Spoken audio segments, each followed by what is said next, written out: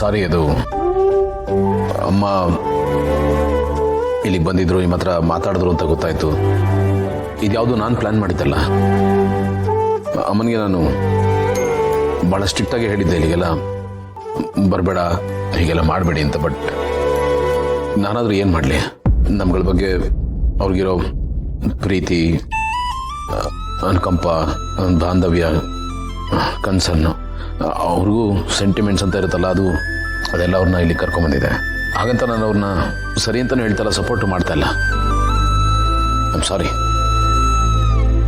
ಅವ್ರು ಹೇಳಿದ್ರು, ನೀವು ಬೇಡ ಅಂತ ಹೇಳಿದ್ರು, ಅವ್ರು ಇಲ್ಲಿ ಬಂದಿದ್ರು ಅಂತ. ಸೊ ಇದರಲ್ಲಿ ನಿಮ್ಮ ತಪ್ಪೇನೂ ಇಲ್ಲ, ನೀವು ಸಾರಿ ಕೇಳಬೇಡಿ.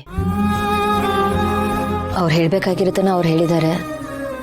ನಾನೇನು ಹೇಳಬೇಕಿತ್ತು ನಾನು ಹೇಳಿದ್ದೀನಿ, ಎಲ್ಲನೂ ಅರ್ಥ ಮಾಡಿಸಿದ್ದೀನಿ. ಸೊ ಯಾವ ಸಮಸ್ಯೆನೂ ಇಲ್ಲ.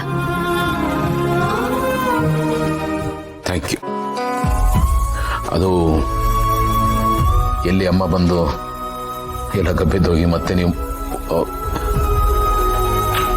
ಸಾರಿ. ಎನಿವೆ, ನಿಮ್ಗೆ ಇನ್ನೊಂದು ಥ್ಯಾಂಕ್ಸ್. ನಿಮ್ಮಿಂದಾಗಿನೇ ಮತ್ತೆ ಅಮ್ಮ ನನಗೆ ಸಿಕ್ಕಿದ್ದು, ಅವ್ರಿಗೆ ಮಾತು ಬರೋ ಥರ ಆಗಿದ್ದು. ಇಲ್ಲ, ಇದ್ರಲ್ಲಿ ನಂದೇನಿಲ್ಲ, ಎಲ್ಲ ದೇವ್ರಿಚ್ಛೆ. ಅವನು ಯಾವಾಗ ಏನಾಗಬೇಕು ಅಂತ ಅಂದ್ಕೊಂಡಿದ್ದಾನೆ ಎಲ್ಲ ಹಾಗೆ ಆಗೋದು. ಎನಿವೇಸ್, ಅತ್ತೆಗೆ ಮಾತು ಬಂದಿದ್ದು ನನಗೂ ತುಂಬ ಖುಷಿ ಇದೆ. ಇನ್ನೇನಾದರೂ? ಇಲ್ಲ, ಅಷ್ಟೇ.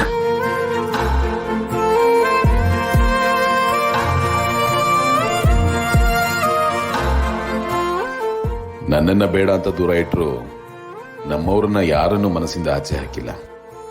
ನನ್ನಮ್ಮ ಅಂದ್ರೆ ಎಷ್ಟು ಪ್ರೀತಿ ಅವ್ರಿಗೆ. ನನ್ನಮ್ಮನ್ನ ಅತ್ತೆ ಅಂತಾನೆ ಕರೆದ್ರು.